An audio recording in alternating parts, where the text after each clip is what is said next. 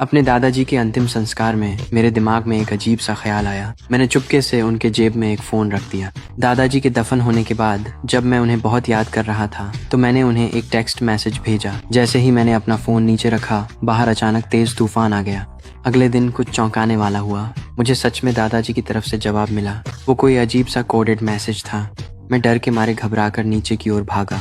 मैंने पापा से कहा कि दादाजी शायद मरे नहीं हैं, हमें तुरंत उन्हें बाहर निकालना होगा। लेकिन पापा ने इसे गंभीरता से नहीं लिया। उन अजीब अक्षरों को देखकर उन्हें लगा कि शायद किसी ने दादाजी के दफन होने से पहले फ़ोन ले लिया था और बस मजाक कर रहा है। जब देखा कि मैं अब भी यकीन नहीं कर रहा हूँ तो पापा ने एक और बात बताई। पोस्टमार्टम करने वाले डॉक्टर ने पहले ही दादाजी का पोस्टमार्टम कर लिया था और पुष्टि की थी कि उनकी मौत अचानक दिल का दौरा पड़ने से हुई थी। लेकिन मैं अब भी संदेह में था। यह साबित करने के लिए कि फोन अभी भी दादाजी के पास है, मैं कब्रिस्तान की ओर भागा, अपना फोन निकाला और उन्हें कॉल किया। वह जानी पहचानी रिंगटोन सुनकर मैं डर के मारे पीछे हट गया। यह सब क्या हो रहा है? मैं खुद को इसके बारे में सोचने नहीं दे सकता था। बस खुद को यही समझा सकता था, शायद किसी हैकर ने दादाजी के फोन में घुसपैठ कर ली है और मेरे साथ मजाक कर रहा है। आने वाले दिनों में मेरी जिंदगी फिर से सामान्य हो गई। मैं धीरे धीरे पूरी बात को भूल गया।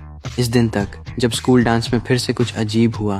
मैंने स्कूल की सबसे खूबसूरत लड़की के साथ डांस किया। किसे पता था कि इससे स्कूल के गुंडे को गुस्सा आ जाएगा। गुंडे ने मेरी गर्दन पकड़ ली और मुझे बाहर घसीट ले गया। बिना कुछ कहे मेरी जमकर पिटाई कर दी। जाने से पहले उसने मेरे शरीर को एक अजीब सी मुद्रा में मोड़ दिया। सौभाग्य से मेरी होमरूम टीचर ने मुझे समय पर ढूंढ लिया। उन्होंने मेरी जान बचाई। उन्होंने न केवल मेरी चोटों का इलाज किया बल्कि गवाही देने और गुंडे के खिलाफ हमला रिपोर्ट करने की भी पेशकश की। लेकिन मैंने विनम्रता से उनका प्रस्ताव ठुकरा दिया। घर लौटकर मैं नहीं चाहता था कि पापा परेशान हो, इसलिए मैं अपनी सारी तकलीफें सिर्फ फोन पर अपने मर चुके दादाजी को ही सुना सका। मैंने गुंडे की शिकायत इसलिए नहीं की क्योंकि मुझे और भी बुरी सजा का डर था। जब तक वह जिंदा था वह मुझे तंग करता रह सकता था। मैं तो बस दादाजी से अपना दुख बांट रहा था। कौन जानता था कि अगले ही दिन मुझे पता चलेगा कि वह गुंडा मर गया है। मुझे यकीन ही नहीं हुआ। मैं घटनास्थल पर भागा, ठीक समय पर पहुंचा जब पुलिस वाले उसकी लाश ले जा रहे थे। तो यह सब सच था।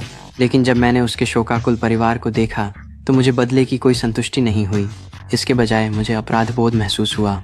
फिर मुझे अपने शिक्षक से पता चला कि गुंडे की मौत बहुत अजीब तरीके से हुई थी। वह पेट के बल लेटा था। उसकी बाहें उसी अजीब मुद्रा में मुड़ी हुई थीं जिसमें उसने मुझे छोड़ा था। हर कोई सोच रहा था कि यह एक हादसा था, लेकिन सिर्फ मैं जानता था कि इसका दादाजी से कोई न कोई संबंध जरूर है। उस रात मैंने दादाजी को फोन किया और कहा कि मैं सच में नहीं चाहता था कि वह गुंडा मर जाए। पूछा कि क्या वाकई इसके पीछे आप ही थे? अगर हाँ तो दीवार पर 3 बार दस्तक देना। ये कहने के बाद मैंने अपना फोन नीचे रख दिया और चुपचाप इंतजार करने लगा। अगले ही पल दादाजी ने सच में मुझे फोन कर दिया।